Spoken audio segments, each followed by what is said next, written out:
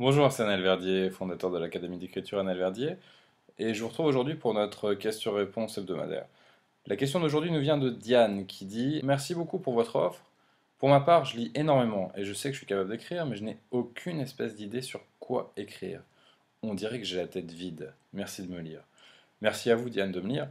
Cette question est super intéressante parce que elle fait écho à ce que beaucoup d'auteurs ou d'aspirants auteurs expriment. C'est ce manque de confiance dans leurs idées, c'est ce manque de capacité à trouver leurs idées. Souvent, l'impression d'avoir la tête vide vient surtout d'un trop plein d'idées et d'une incapacité ou d'une difficulté à choisir ces idées. On a tous sans arrêt des idées. On est sans arrêt bombardé de stimuli, d'impressions, d'émotions, de sensations. Et ce sont ces sensations-là qui rentrent dans notre cerveau, qui ensuite, en arrière-plan, dans notre inconscient, se cumulent pour donner des idées d'histoire ou des idées d'écriture. La difficulté qu'on a quand on n'a pas l'habitude d'écrire, c'est d'arriver à aller piocher dans ces idées-là, celles qui peuvent devenir le sujet d'une écriture.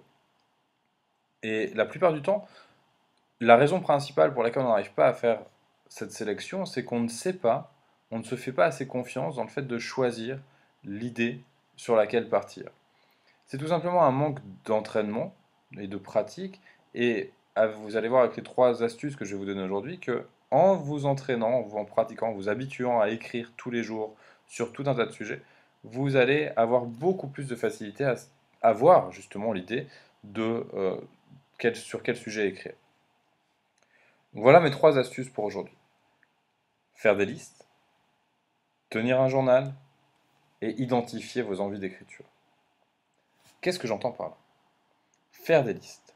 Faire des listes vous aidera à mieux comprendre les choses qui vous touchent et qui vous intéressent. Au cœur de cette question-là, de savoir quelle idée choisir et quelle idée privilégier, il y a votre motivation pour l'écriture. Essayez de comprendre les choses qui peuvent vous amener, qui peuvent nourrir une écriture pendant un plus ou moins long terme selon les projets que vous avez. Vous verrez, en faisant des listes, que vous n'avez pas du tout la tête vide, mais qu'au contraire, elle est remplie d'idées. Vous pouvez lister ce qui vous surprend, ce qui vous amuse, ce qui vous rend triste, ce qui vous fait peur, les choses auxquelles vous rêvez, vos cauchemars. Vous remarquerez que j'insiste à chaque fois sur des émotions. Lister. J'adore faire des listes, c'est vraiment un de mes passe-temps favoris. Quand j'ai une minute, généralement à la terrasse d'un café, je sors mon petit Moleskine, un stylo, hop, et je note tout ce qui me passe par la tête. Tenez un journal.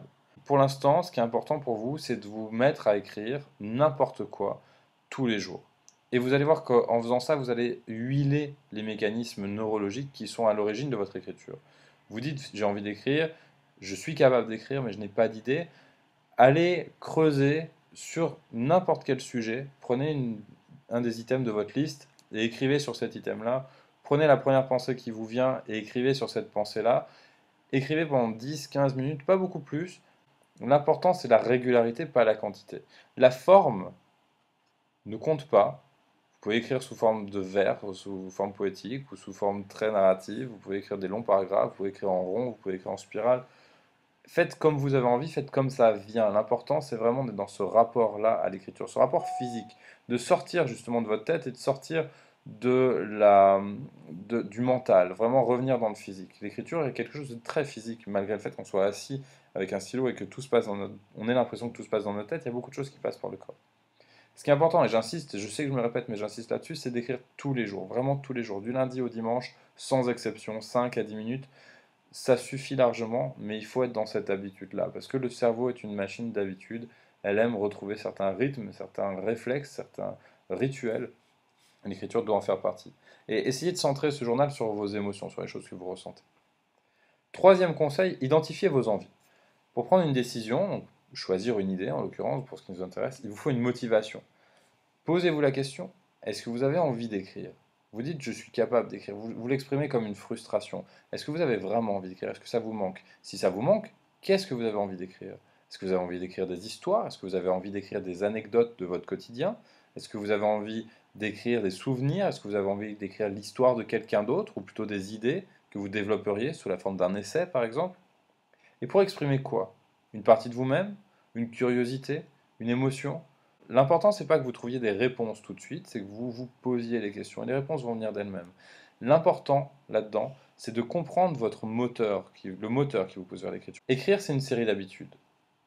Prenez les habitudes qui vont nourrir votre créativité, qui vous apprendront à reconnaître vos motivations et les idées afflueront. Vous n'aurez plus l'impression d'avoir la tête vide, au contraire, vous aurez la tête tellement pleine que vous regretterez de ne pas avoir assez de temps pour tout écrire. Voilà, c'était ma réponse à votre question. J'espère qu'elle aura été satisfaisante, Diane.